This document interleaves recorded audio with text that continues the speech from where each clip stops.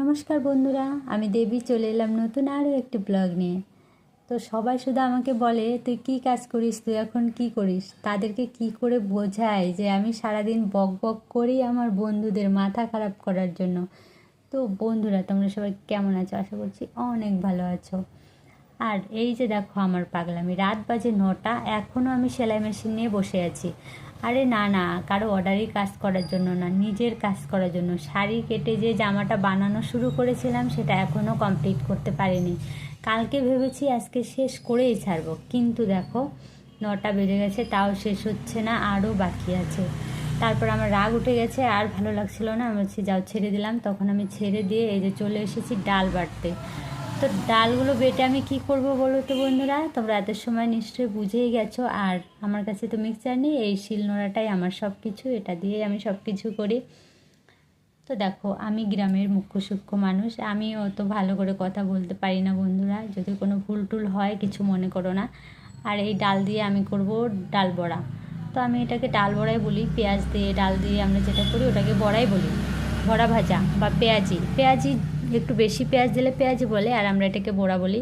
তো তোমরা কে কী নামে বলো আমি জানি না।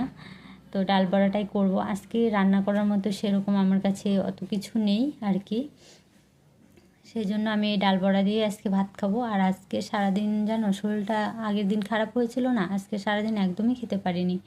তো রাত্রেবেলা রান্না করার মতো সেরকম কিছু নেই। বাজারে যেতে চেয়েছিলাম কিন্তু যাওয়া হয়নি, আসলে একটু কাজের জন্য আর যাইনি, বেরোয়নি। এই ডাল বড়া দিয়ে একবারে ভাত খাওয়া হয়ে যাবে, খেয়ে ঘুমিয়ে পড়বো, আর কোনো ঝামেলা নেই। সেজন্য আজকের মেনুতে আমার শুধু এই ডালের বড়াই আছে, আর কিছু আমি রান্না করব না। তো হয়ে গেছে, এবার আমি কিছু পেঁয়াজ কুচিয়ে নিচ্ছি, পেঁয়াজ কুচিয়ে নিয়ে রান্না করব। এবারে তোমরা বলতে পারো তাহলে তো ডালই রান্না করতে পারতে। হ্যাঁ, অবশ্যই ডাল রান্না করতে পারতাম, কিন্তু কি বলো তো, আমি ডাল একদমই খেতে পারি না। ডাল দিয়ে ভাত আমার গলা দিয়ে নামেই না, জানি না কেন। আর তার থেকে আমার বড়াই ভালো। তো সেই জন্য আমি বড়া ভাজা দিয়েই আজকে রাতে ভাতটা খাবো।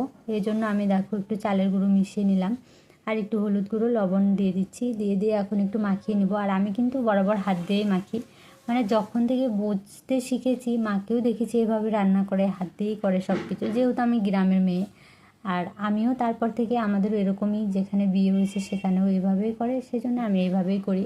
তো হাত দিয়ে অনেকেই মাখা পছন্দ করো না জানি, কিন্তু আমরা সবসময় করি তো আমাদের অভ্যাস হয়ে গেছে। তো এবার এটাকে মেখে সুন্দর করে তেল দিয়ে ভেজে নেব। আর হ্যাঁ, ডুবো তেলে অবশ্যই আমি ভাজবো না, হালকা তেলে ভেজে নেব। আর সাথে থাকবে দুটো লঙ্কা ভাজা, খাওয়া হয়ে যাবে ফাটাফাটি। আমাদের কাছে এটাই অনেক, এটা দিয়ে ভাত খেয়ে ঘুমিয়ে পড়বো। আর পুরো ভিডিওটা দেখার জন্য অনেক